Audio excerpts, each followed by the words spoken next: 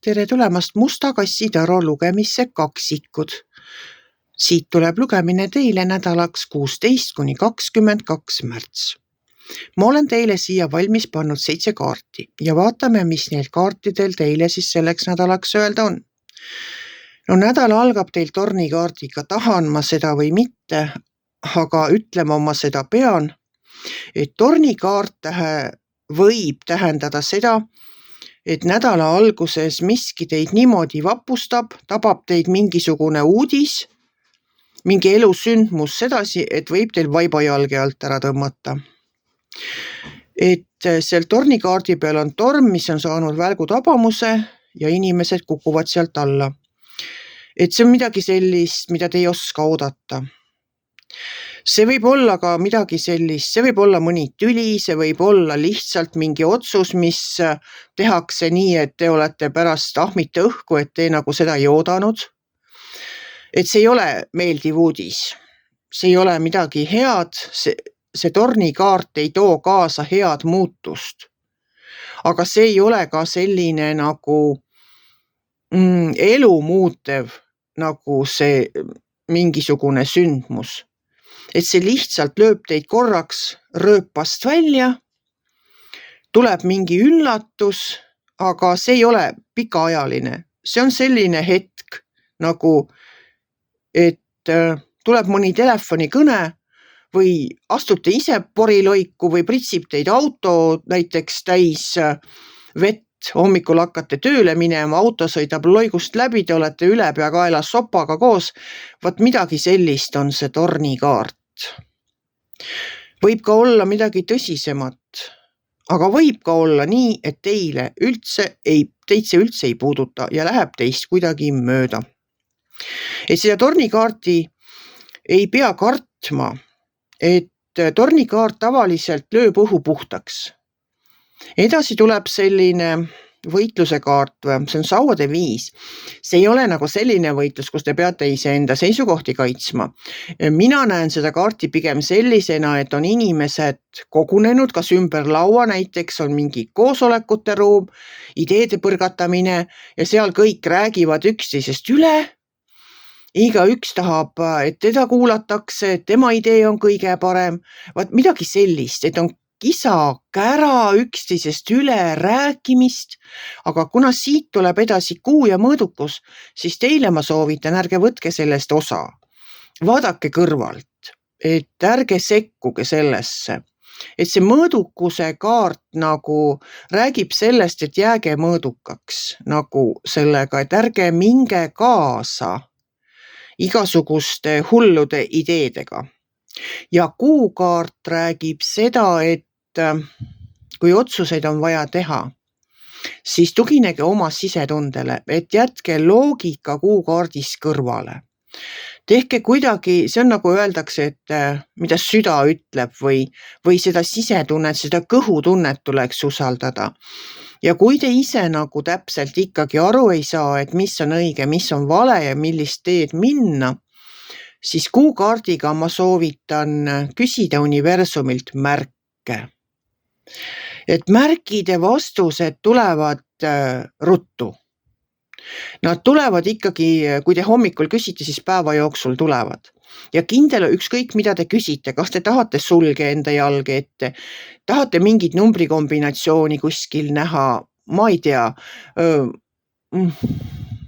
ma ei kujuta ette, mis te võite veel küsida, eks see on teie enda teha, millist märki te küsite. Ma tahan seda öelda, et seda universumi poolt saadetud märkide maha ei maga. Et kui te näiteks küsite universumilt, et kui see tee on õige, siis palun näidake mulle autonumbri märki näiteks numbritega, ma ei tea, 739. Teil hakkab see peas nagu see 739, see number on teil kogu aeg meeles ja siis te sõidate autoga ja muudkui vaatate neid autosid, kes teile vastu tulevad või kes teie ees sõidavad või kusagile pargivad, te vaatate pingsalt neid, aga te tegelikult üldse ei pea neid vaatama, sest see auto ja selle numbrimärgiga tuleb nii, et te näete seda, isegi siis, kui te pingsalt ei jälgi. Te ei saa seda maha magada, ma tahan seda öelda. Mõõdukus, kuu, siis me oleme jõudnud siia alumisse ritta ja alumises reas on Sauade kuningas ja Sauade kuningas ütleb nii, et hakkame tegutsema. Jätame kõik selle jama sinna selja taha, tema on valmis tegutsema, tema on väga tark kuningas. Tema on täis tegutsemistahtmist. Et kuningad on niisugused targad inimesed, nendel on võim. Nemad on juhid, juhatajad. Te võib-olla ise olete, kedagi juhite ja võib-olla seal nädala alguses meeskond mässas pisut või mis iganes teil seal juhtus, et nüüd on aeg kõik see vana selja taha jätta ja edasi liikuda. Et tegelikult hakkate te üles ehitama midagi väga ilusat.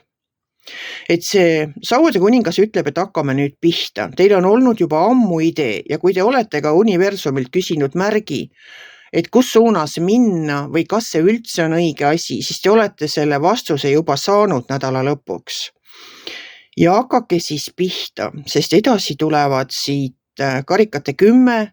Karikate 10 kaart ütleb nii, et armastus on kõik, mida teie elus vajate ja mõni inimene, kellega seda jagada.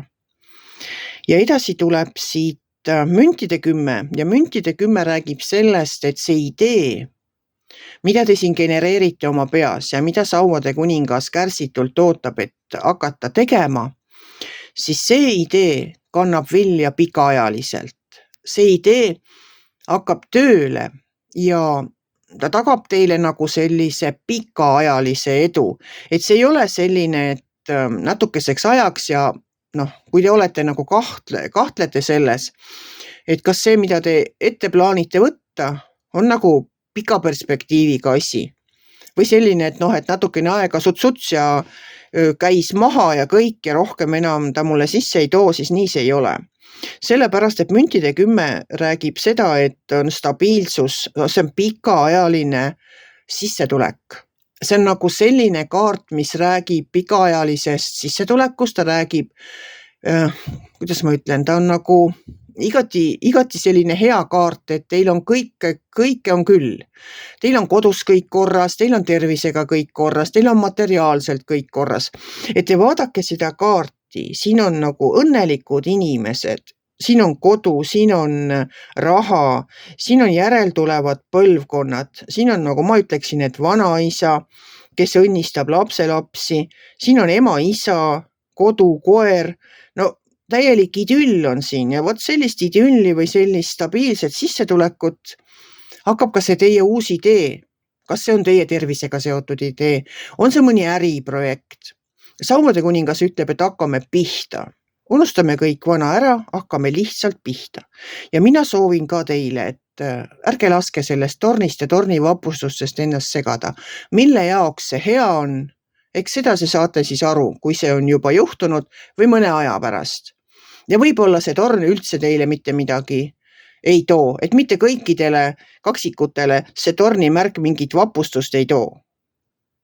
Et mina soovin teile igal juhul hakake oma ideega pihta, ärge laskuge nendesse vaidlustesse, mis teie ümber toimuvad. Võtke rahulikult, ajage rahulikult oma joont, küsige universumilt märke, kui te ei tea, kus suunas liikuda. Ja tulgu teil üks selline tarku otsuseid täis nädal. Kui teile minu lugemine meeldis, ärge olge kitsid, pange ikka like pöial üles, võite ka kommenteerida ja kohtume järgmisel nädalal.